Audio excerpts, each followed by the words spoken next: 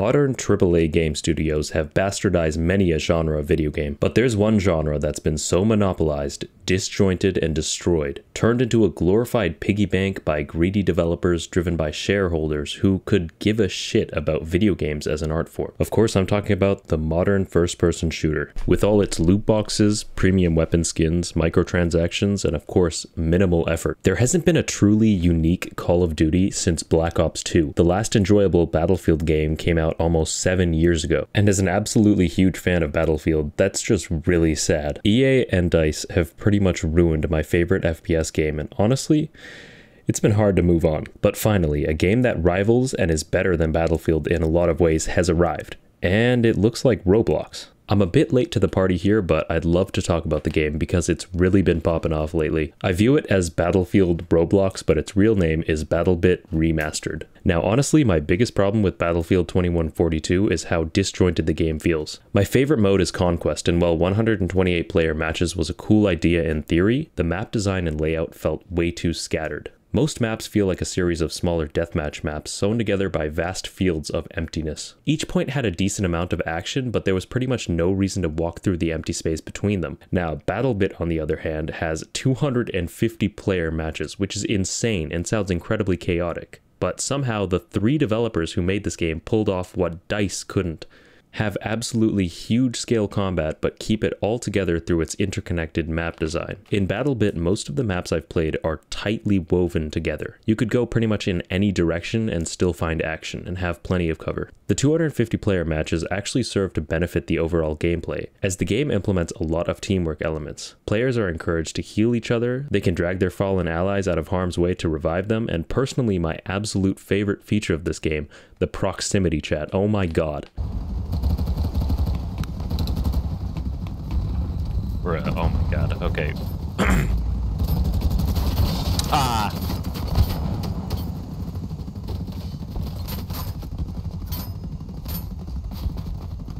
Damn, you guys see that play? That was fucking nuts. I know sometimes open voice comms in games like this can get a bit toxic, but honestly I find it pretty funny. Hearing your teammates scream and make callouts makes the immersion next level. These aren't just pre-recorded generic soldier screams we're hearing. These are real, sweaty gamers calling out for medics or screaming when they die. Another fun aspect is the death voice chat. Basically, on death, for a few seconds your mic will open up and everyone nearby, including teammates and enemies, will hear your final words. And it honestly spices things up so much. It's such a good idea to implement in this kind of game. Stay with me, Chonka. You're not going nowhere, you beautiful bitch. Thank you. It wasn't me that revived you, but you are welcome proactively. And it reminds us that these are real people we're matching with, and the interactions you can have between any soldier on the battlefield will be wildly different. Now, I know proximity chat can be insanely toxic at times and chaotic, especially when people start to troll, but so far after playing a couple hours, I haven't come across any ludicrously annoying trolls. Most of the community are genuinely playing the game and having fun while doing so. I mean, how many FPS games have you played where most of the people on the comms are actually enjoying themselves? Honestly, this might be the first game. Of course, there's still some trolls, like this guy. I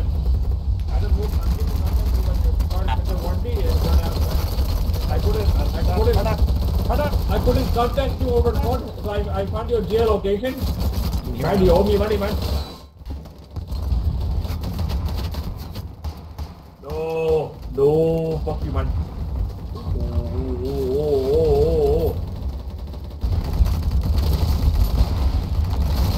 I am just a photographer.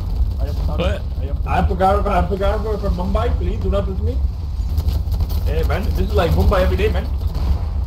I think he may be a photographer from Mumbai, I'm not sure. Anyway, I gotta talk about the gunplay in this game. For a game that looks like it was made in the Roblox engine, the gunplay is incredibly satisfying and impactful. In the newer Battlefield games, weapon variety is more neglected than that subscribe button. That's right, I'm advertising now. But BattleBit has a lot of different weapons, and more importantly, every weapon feels and handles differently. Snipers can snipe from ridiculously far away, bullet drop is easy to compensate for, and the big blocky heads of enemy players are an easy target. SMGs have barely any recoil, making them easy to control, but they're also pea shooters compared to other guns.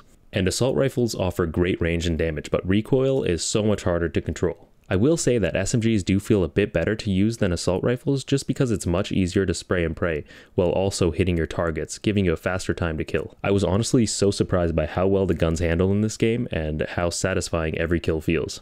And onto the graphics. Yeah, there's pretty much no texture detail or complex polygons, but honestly, who gives a shit? This game was made by literally 3 people. We can't expect Battlefield or COD levels of graphics. Honestly though, the simplified nature of the graphics has its own charm. Adding on to that, there's a lot less visual clutter, making spotting enemy players a lot easier. The biggest issue I've had so far with this game though, is the netcode.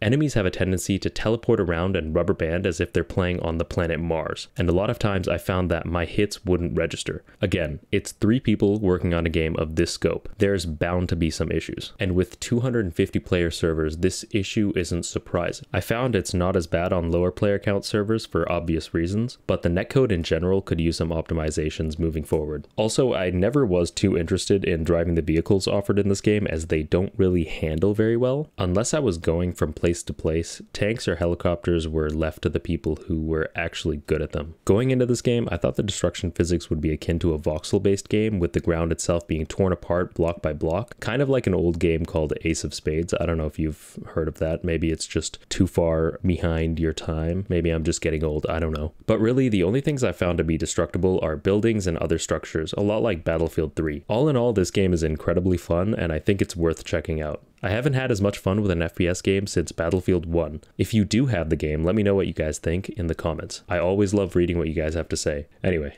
that's all from me. Take it easy.